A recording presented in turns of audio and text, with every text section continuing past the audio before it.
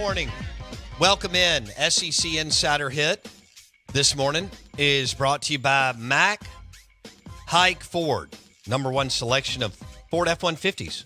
Are you looking for a Ford F-150 that fits your lifestyle, work, and play? Mack Hike Ford and their selection of Ford F-150s is where you want to go. Power, function, unequal features. MackHikeFordJackson.com. I've got Jason with me. He's fresh off another chicken pot pie weekend. Holy smokes.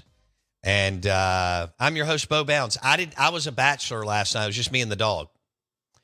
And nobody else was at the house. And so I don't want to surprise you, but I did not make a chicken pot pie. Can I guess? Yes. Let's go steak, potato. Yep. Did you have anything green? I'll say asparagus. I'll give you the benefit of the doubt. I had a salad. A salad. Okay. Yep. There we go. I was pretty close, though. I bought some of that Saladays. That's what I've been buying a lot of. Yeah, good flora stuff. Yeah, local. And so I did a combination of their two kinds of whatever lettuce, I guess, whatever you want to call it. And I sauteed some mushrooms, onions, and garlic. Ooh. And then you're right. I had a little bit of steak, and I went with the shoestring fries.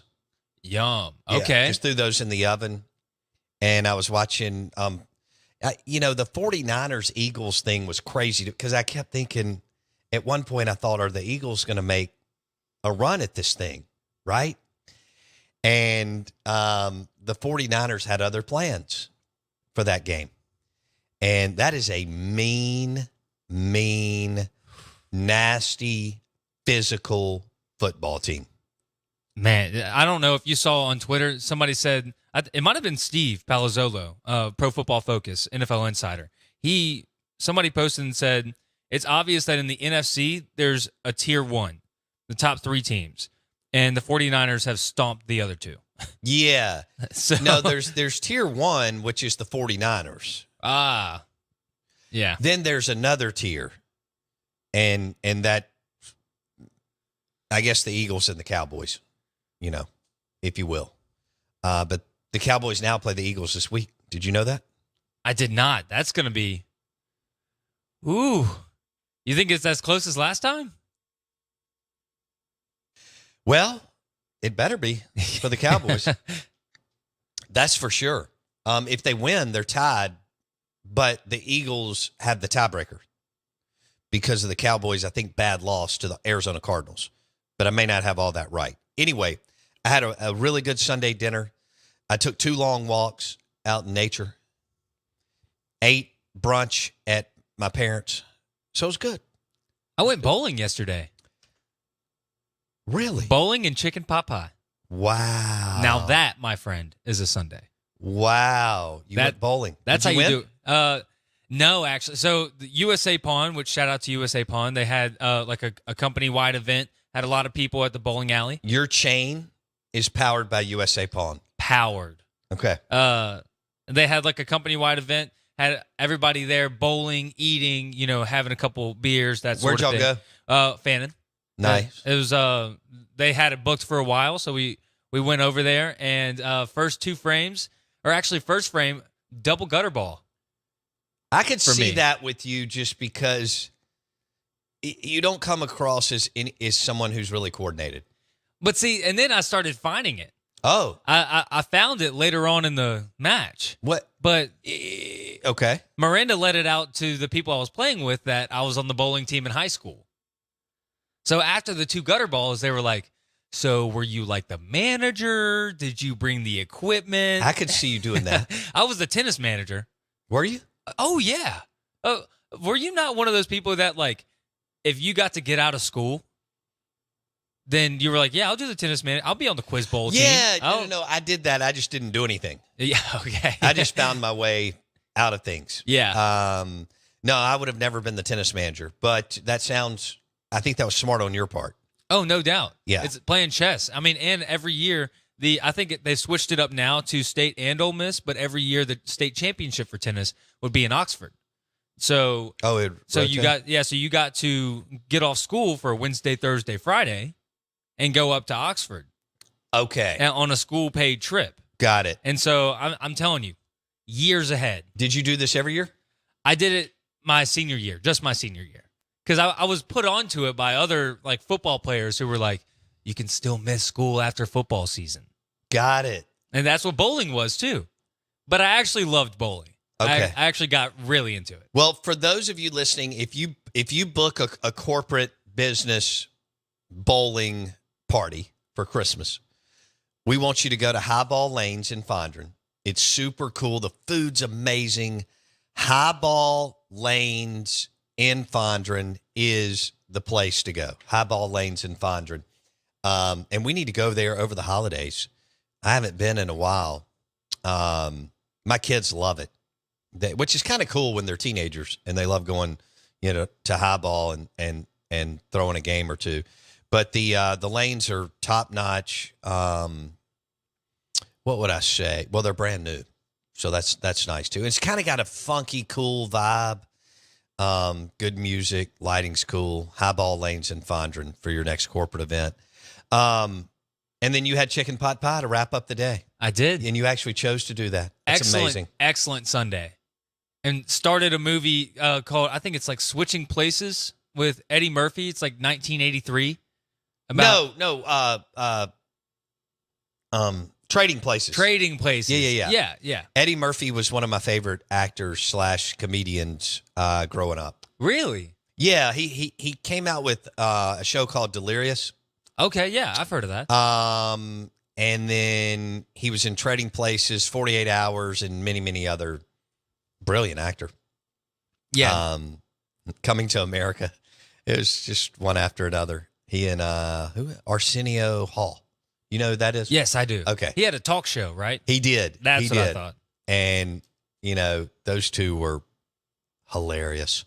Eddie Murphy's one of my favorites. 48 Hours was great. And then what was the other one where, he was stationed in Detroit. Because he always had a Detroit Lions jacket on. And it was kind of funny because the Detroit wasn't winning then. Well, they really never won, except this year. How about Dan Campbell? Hats off to him. Yeah. I mean, he's a fan favorite. He's like, there's two fan favorites and head coaches in the NFL right now. Beverly Hills Cop. Oh, yes. Beverly Hills Cop was one of my favorite. I've only watched it about 100 times. Beverly Hills Cop was great. And was 48 Hours, was he with Nick Nolte? I don't remember. Nolte was kind of that very character-driven actor. Kind of like Gene Hackman. Phenomenal actors, but, kind of a specialized type guy, if you will. Whereas Eddie Murphy was the lead. Did I have that right? Yes, Nick Nolte. Okay. Before he lost his mind, like 10 years ago, this was early, late 80s, early 90s. He was in some great movies where he played, again, like Sam Elliott, Gene Hackman. Right. Now, Sam Elliott's a legend. Oh, we all know hands that. down. But, Gene Hackman's, Nolte's a little bit below them. I don't know, though. For a while there, but Gene Hackman's a baller. But Sam Elliott's the ultimate dude of all dudes. Have you watched Roadhouse yet? I have not. No, I did watch The Big Lebowski on the way to New York. So I knocked that one out. But I have not watched. Okay, that's a good movie. With Sam Elliott in there as well. Yeah, you can't. I mean, it's the holidays now. You don't have anything to do anyway. You don't have kids, right? So, it's funny when you see people who think they're busy, and I'm like, you can't be busy. You don't have kids. But you got to watch Roadhouse with Patrick Swayze, Sam Elliott, and I don't know what the lady's name was that was so good looking in it, but anyway. I heard somebody talking about that, though. They said that Roadhouse, when they first watched it, was a good movie. Mm-hmm. And then now in 2023, the effects and the action is just very bad. Blasphemy. Really? Oh, my gosh. I don't know who said that, but that person's lame. It was. I think it was Joe Rogan. Was one of his... Joe Rogan's lame. That's kind of true for some of the older movies, though. If you look and you're like, okay, that action is terrible. If you can't still appreciate Roadhouse, then you're not awesome. Like, are you a Steven Seagal fan? Did you like those movies?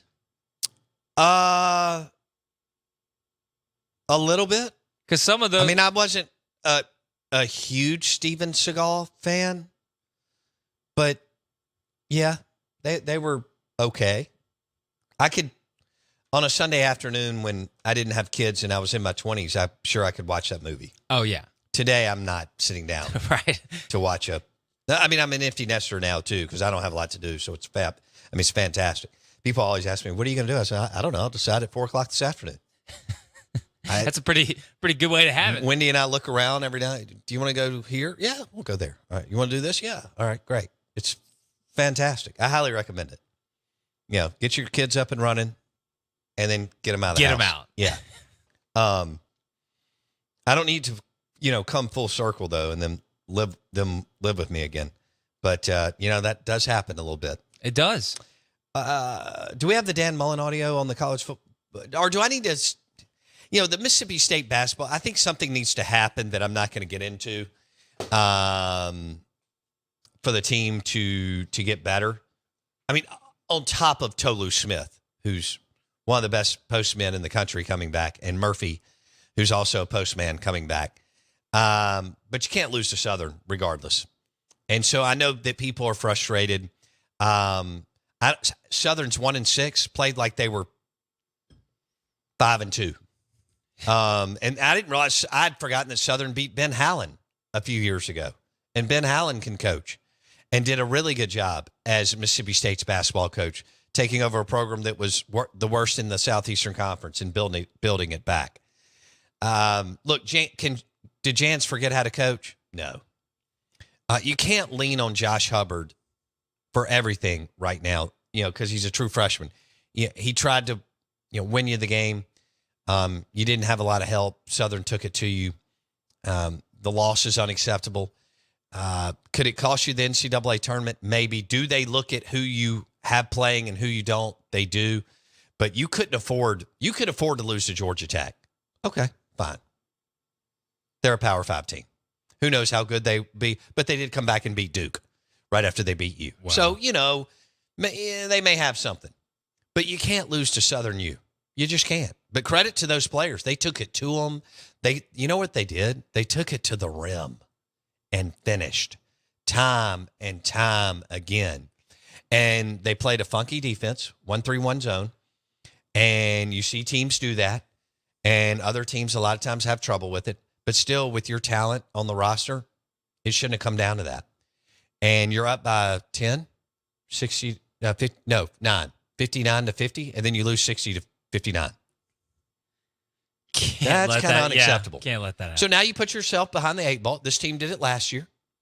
And you will get Tolu back, and you will get Murphy back. And you need them because you're playing people who really aren't that good in the post. But, and hey, give Southern credit. They just said, oh, we can go the rim and go the glass, and nobody's going to stop us. I think we will. And they did, and they finished. And a lot of times they got a +1. And way to spread Mississippi State out and on the offensive end. So a combination of things. But defensively, I mean, I'm sitting here talking offense. You held Mississippi State to 59 points. That means you abused them on the defensive end. So credit to them. Now they're a whopping 2-6. You got to earn that game back and maybe even another one. Again, will the committee look at Tolu Smith not being in? They will. Thank goodness. Because if you'd have had him and lost, you'd really be in trouble. For a team that's ranked, 278th in RPI. Yikes. Ole Miss took care of Memphis in Oxford. And credit to them. They're on a roll, and they're undefeated. Now, we'll see what happens as we march into December. And I don't think Tolu's coming back until January 10th. That's just me. Wow. Give or take, by the way. I mean, I don't know the exact date. 7th, 12th, 8th, 9th, 10th, whatever. I think you hold him as long as you can to make sure that he doesn't re-injure like he just did, the same injury. And then you want Murphy back. Bad. Did we get an announcement on a defensive coordinator? No, it is Dylan Gabriel entered the transfer portal officially. And so I have a couple people on the text line asking, does that mean he's going to state following Levy? I think that's got to be the floor. Really? I do. Dylan Gabriel, the floor? Yeah, I mean, I think he's a good player. I think he's obviously a massive. I mean, he's a guy who can run all the components of the offense. Yeah. He's got a ton of PT under his belt, which is what you want, right? You want a starter who's played a lot. But and look, I like his mojo. We all saw him make plays, Jason. I mean, did he make plays against Texas? Yes. A few. He did. Maybe the floor was a little, how about midway between the floor and ceiling, Jason? Okay. That may have been a little extreme, and God knows people hold me to everything I say, and I say, 600,000 words a show. People are like, do you remember when you said this 10 shows ago? I'm like, I don't remember what I had for breakfast. You think I remember what I said 3 weeks ago in the segment number 2 of hour 3? Anyway, let me go. I think Dylan Gabriel is middle between the floor and ceiling. That's just my first guess. Okay. But you'll take him. Oh, no doubt. You've been in no man's land. Will fit with Mike Leach because Leach is brilliant. Bottom line, boom, discussion's over. You wish Will Rogers the best, but not having mobility in the game today is a liability.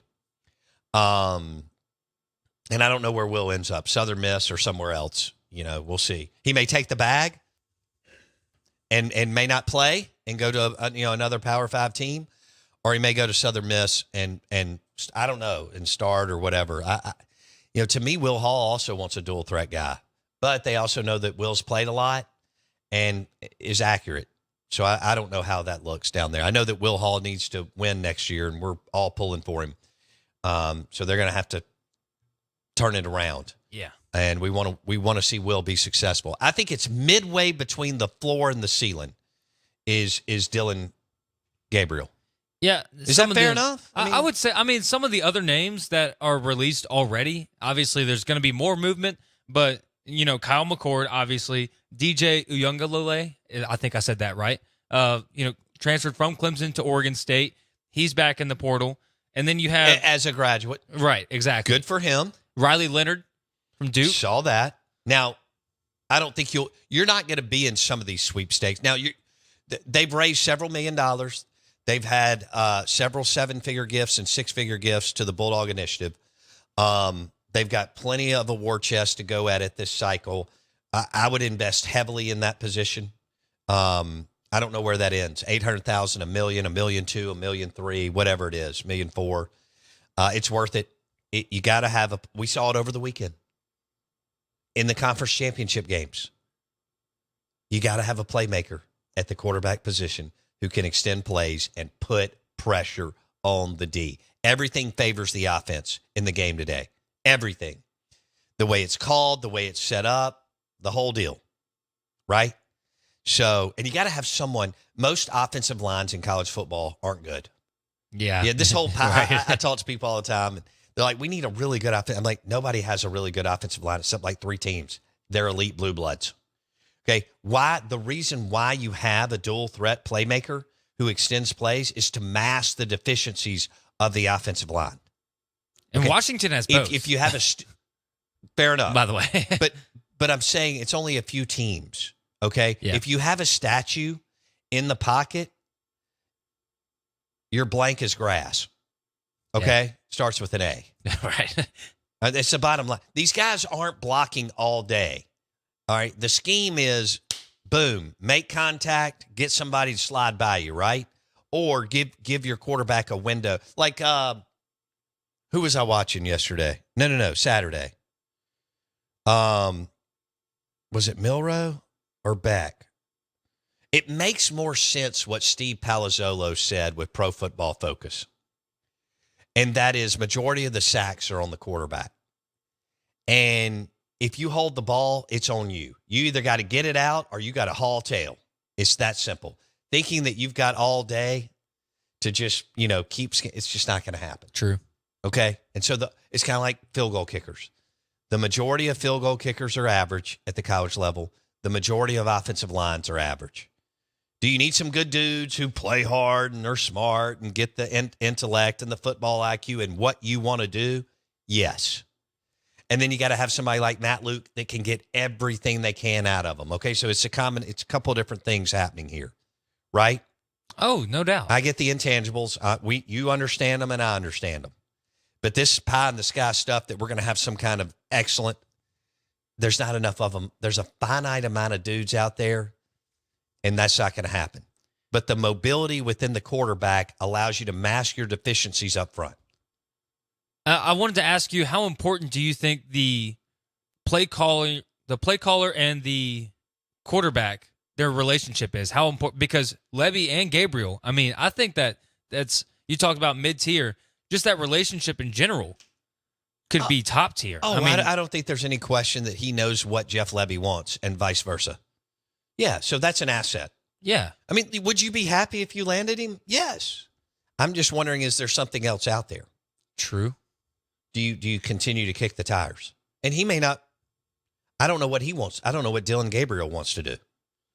But they do know each other. They've had success. First year was a little rocky. Now, granted, Gabriel coming off an injury. First year was a little rocky. First year head coach Brent Venables. This past year, Oklahoma was sizzling on offense. Do we have time for the Dan Mullen stuff? We have time for the shorter one, yeah. All right, Dan Mullen. Let's switch gears.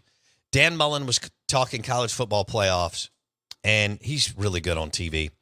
And he makes the distinction about the best team in college football. The best team, who we subjectively think is the best team in college sports, doesn't always win. Maybe who you think is the best team doesn't always win. So in the game of football, what makes it so special is you have to play the game. And when you play the game, someone wins and someone loses. And if you play it 10 times, it might be different. But in college football, you get to play it once usually. You play the game, someone wins, someone loses. And you know what Florida State did? All they did was win. Win, win, win. Win, win, win. Yeah, but there was a bylaw that the committee could use, and they did. And why did they do that? Because they wanted a better matchup on what? TV and ratings. Florida State Louisville was painful to watch. Evidently, I have no life because I was at my house watching it. 16-6. Okay. How fun. And I kept watching it, kept thinking, this game's going to get interesting. And what was I was sitting there lying to myself. People are mad on the Ag Up Equipment text line. So they took that I'm downing Dylan Gabriel when I just said 3 different times that the dude can play and balled out against Texas and so on. All they heard was he's in between the floor. Should you not shoot? Should you not at least see what else is there? Maybe they already have, okay? They may already know who's going to tell them yes and no at 1,900,000, 1.2 million. I don't know what Jeff Levy knows. Okay, they may have already kicked the tires here, there. They're asking this dude, how much is this guy worth on the market? How much is this guy worth on? How much are we willing to allocate, knowing that we still got to go get some other players? That's up to them.